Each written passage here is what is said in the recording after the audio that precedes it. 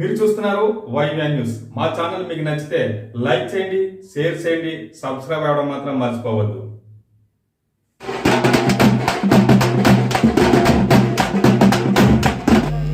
ఇంతకుముందు ఇందాక సత్యబాబు చెప్పాడు, రేషన్ కార్డు కావాలి, పెన్షన్లు ఇవ్వాలన్నారు, దేనికైనా రేషన్ కార్డులు ఇవ్వట్లేదు అని. రేషన్ కార్డుల విషయంలో అదొక వ్యాపారం అయిపోయింది. ఇంతకు ముందు రేషన్ కార్డు కావాలంటే ఎవరో ఒకళ్ళ జన్మభూమి కమిటీ సభ్యులు లేకపోతే ఆ ఎంఆర్ఓ ఆఫీస్కి వెళ్ళి ఒక దరఖాస్తు పెట్టుకుంటే మీకు రేషన్ కార్డు వచ్చేది. కానీ ఈ రోజు అలా కాదు. ఏదో సర్టిఫికేట్ 4-5 సర్టిఫికేట్లు అడుగుతున్నారు. 10,000 రూపాయలు ఇంచుమించుగా ఒక రేషన్ కార్డు తీసుకోవడానికి 10,000 రూపాయలు ఖర్చు అవుతుంది. దేనికి ఇంత ఖర్చు? జెరాక్స్లకి, మాట్లాడితే అడిగిన ప్రతి కాగితం అడిగి మరి తీసుకోవడం, 4-5 సార్లు అక్కడికి వెళ్ళటం. ఇంతకు ముందు ఇందాకే చెప్పాడు, ఇక్కడ లవ్ మ్యారేజెస్ అన్న ఎక్కడ ఏ కులంలోనైనా జరుగుతాయి. కానీ ఇక్కడ కనీసం కులాంతర వివాహానికి ఇంతకు ముందు పారితోషికం ఉండేది. ఎవరన్నా కులాంతర వివాహం చేసుకుంటే వాళ్ళకి 25,000, 1,00,000 రూపాయలు ఇంచుమించు అంతవరకు కూడా 1 lakh 1,00,000 రూపాయలు పారితోషికం ఉండేది. ఈరోజు అది కూడా లేదు.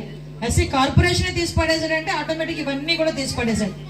మీకు ప్రధానంగా ఇక్కడున్న సమస్యలు కూడా ఏంటంటే, మొన్న మీ అందరికీ కూడా ఒక థ్యాంక్స్ చెప్పాలి. యువగలంలోని నారా లోకేష్ గారికి మీ సమస్యలన్నీ చెప్పుకోవడానికి ఆ రోజు మీరైతే అక్కడికి రావటం జరిగింది. కాకపోతే అక్కడ కొంచెం లేట్ అవ్వడం, అదేవిధంగా విపరీతమైన జనాలు ఉండటం, ఆ జనాల్లో మీరు కూడా చాలా ఇబ్బందులు పడడం. దయచేసి అమ్మ మీ అందరూ కూడా దయచేసి క్షమించండి. ఆ రోజు మీకు చాలా ఇన్కన్వీనియన్స్ అయ్యింది. మిమ్మల్ని అందరినీ కూడా అందులోని మీరు ఇచ్చిన ప్రతి కాగితం కూడా లోకేష్ బాబు గారి దగ్గరికి వెళ్ళింది. లోకేష్ బాబు గారు మళ్ళా తిరిగి నన్ను అడిగారు, అక్కడ హౌసింగ్ స్కీమ్ కి ఏంటి ప్రాబ్లం అని. లేదు సార్, ఎప్పుడో ఎన్టీ రామారావు గారు ఇచ్చిన టైంలో వచ్చిన హౌసింగ్స్ అండి. ఈ రోజుకి కూడా పరదాలు కట్టుకునో ఫ్లెక్సీ కవర్లు కట్టుకునే వాళ్ళందరూ కూడా బతుకుతున్నారు. వాళ్ళందరికీ డెఫినెట్ గా వాళ్ళందరికీ కూడా కొత్తగా ఇళ్ల స్కీమ్ ఇస్తే వాళ్ళందరూ కూడా స్లాబ్లు వేసుకొని ఏదో ఒక రకంగా మనం చూడొచ్చు. వాళ్ళని డెఫినెట్ గా చెయ్యాలండి. అంటే నా మాటగా చెప్పండి, ఆ వీధిలోని ఎవరైతే కాలనీలు ఉన్నాయో ఇల్లు లేని వాళ్ళందరికీ కూడా ఇల్లు ఇచ్చే బాధ్యత నేను తీసుకుంటాను అని నారా లోకేష్ గారు మీ అందరికీ కూడా చెప్పమన్నారు. ఆ బాధ్యతను తీసుకుని ఆ విషయం చెప్పడానికి ఈ రోజు మీ అందరి దగ్గరికి వచ్చా.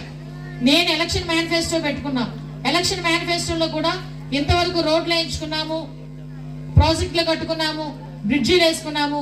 కానీ ఈ రోజు హౌసింగ్ అనేది చాలా ఇంపార్టెంట్ అయింది.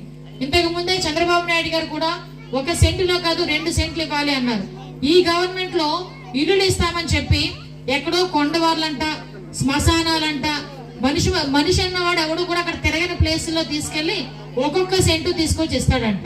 ఈ రోజు ఒక్కొక్క సెంటు ఎక్కడ సరిపోద్ది? 1 సెంటు 48 గజాలు ఇంట్లో మనం ఉండాలంట. మనోడు ఎవడు జగన్మోహన్ రెడ్డి, మన సైకో గారి ఇల్లు ఎలా ఉంటుందో తెలుసా? అదొక ప్యాలెస్. ఎన్ని ప్యాలెస్ ఉన్నాయో తెలుసా? పేదోడు అంటుంటాడు కదా, ఆ నంగనాచి కబుర్లు మాట్లాడుతుంటే నమ్మేశారు కనుక మీరు కనుక మాట్లాడితే మైక్ పట్టుకొని నేను నా దళితులు నా బీసీలు అన్న నమ్మమాకండి. అతగాడు కొన్ని ఇల్లులు ఏంటో తెలుసా? ఎగ్జాంపుల్ చెప్పాలంటే తాడేపల్లిలో ఒక ఇల్లు ఉంది, హైదరాబాద్ లో లోటస్ పాండ్ ఉంది, బెంగళూరులో ప్యాలెస్ ఉంది. చెప్తాను, బెంగళూరులో ప్యాలెస్ ఉంది. ఇప్పుడు వైజాగ్ లో ఇల్లులు ఏమీ సరిపోలేదు అన్నట్టు వైజాగ్ బీచ్ పక్కన భార్య తలుపు తీస్తే బీచ్ ఇలా కనిపించాలట. అందువల్ల భార్య గురించి అని చెప్పి అక్కడ ఇల్లు కట్టాడు. ఆ ఇల్లు ఎంతో తెలుసా? 500